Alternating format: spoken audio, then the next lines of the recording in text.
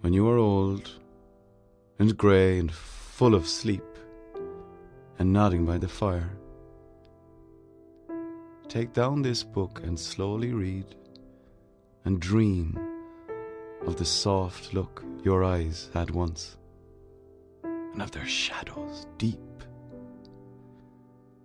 How many loved your moments of glad grace, and loved your beauty with love false or true. But one man loved the pilgrim soul in you, and loved the sorrows of your changing face. And bending down beside the glowing bars, murmur, a little sadly, how love fled and paced upon the mountains overhead, and hid his face amid a crowd of stars.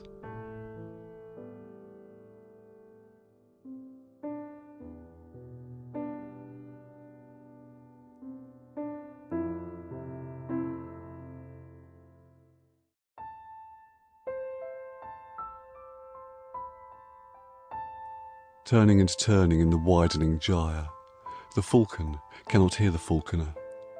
Things fall apart, the centre cannot hold. Mere anarchy is loosed upon the world. The blood-dimmed tide is loosed, and everywhere the ceremony of innocence is drowned. The best lack all conviction, while the worst are full of passionate intensity. Surely some revelation is at hand. Surely the second coming is at hand. The second coming. Hardly are those words out when a vast image out of Spiritus Mundi troubles my sight. Somewhere in sands of the desert, a shape with lion body and the head of a man, a gaze blank and pitiless as the sun, is moving its slow thighs, while all about it reel shadows of the indignant desert birds. The darkness drops again, but now I know that 20 centuries of stony sleep were vexed to nightmare by a rocking cradle.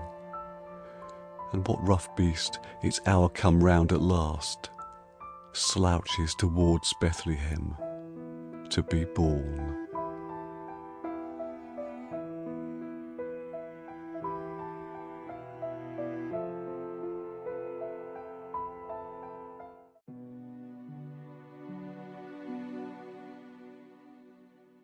A sudden blow, the great wings beating still above the staggering girl, her thighs caressed by the dark webs, her nape caught in his bill. He holds her helpless breast upon his breast.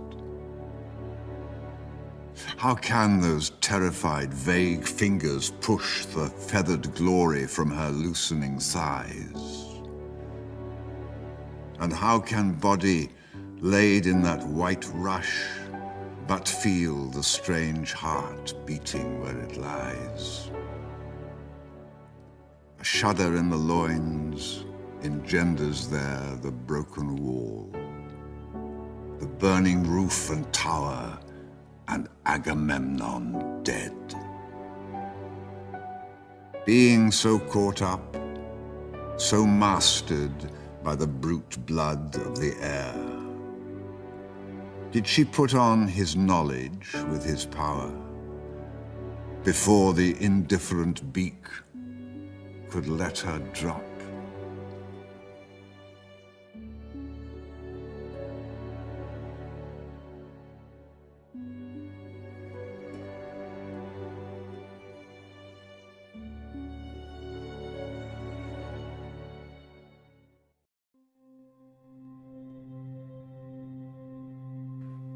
I will arise and go now, and go to Innisfree, and a small cabin build there of clay and wattles made.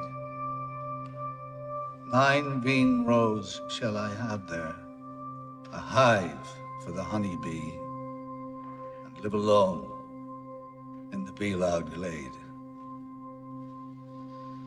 And I shall have some peace there, for peace comes dropping slow dropping like the veil of morning to where the cricket sings. There, midnight's all a glimmer, and noon a purple glow, and the evening full of the linnet's wings.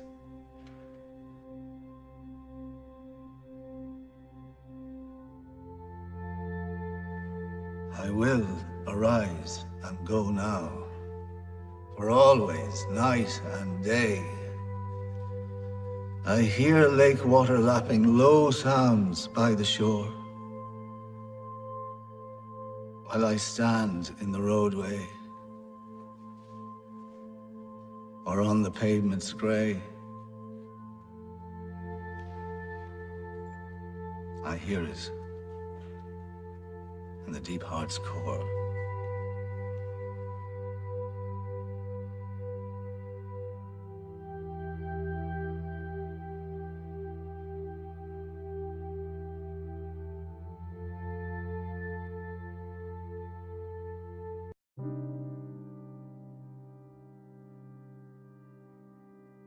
I have met them at the close of day, coming with vivid faces from counter or desk among grey 18th century houses. I have passed with a nod of the head or polite meaningless words, or have lingered a while and said polite meaningless words, and thought before I had done of a mocking tale or a jibe to please a companion around the fire at the club, being certain that they and I but lived where motley is worn. All changed utterly. A terrible beauty is born. That woman's days were spent in ignorant goodwill, her nights in argument until her voice grew shrill. What voice more sweet than hers when, young and beautiful, she rode to harriers? This man had kept a school and rode our winged horse. This other, his helper and friend, was coming into his force. He might have won fame in the end, so sensitive his nature seemed, so daring and sweet his thought. This other man I had dreamed a drunken, vainglorious lout. He had done most bitter wrong to some who were near my heart, yet I number him in the song. He too has resigned his part in the casual comedy.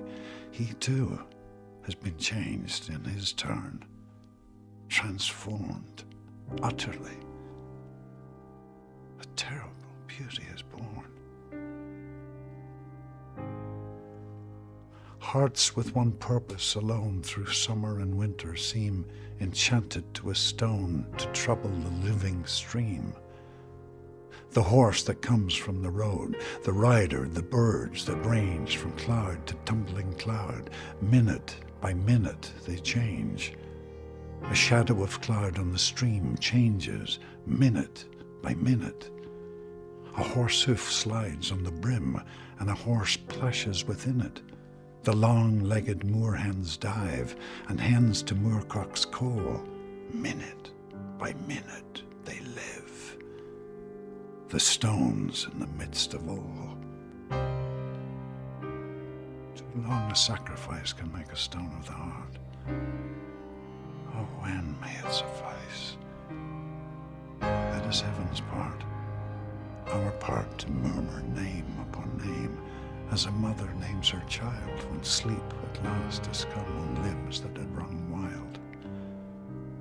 What is it but nightfall? No, not night, but death. Was it needless death after all? For England may keep faith for all that is done and said. We know their dream, enough to know they dreamed and are dead. And what if excess of love bewildered them till they died? I write it out in a verse. MacDonagh and MacBride and Connolly and pierce. Now, and in time to be, wherever green is worn, are changed utterly.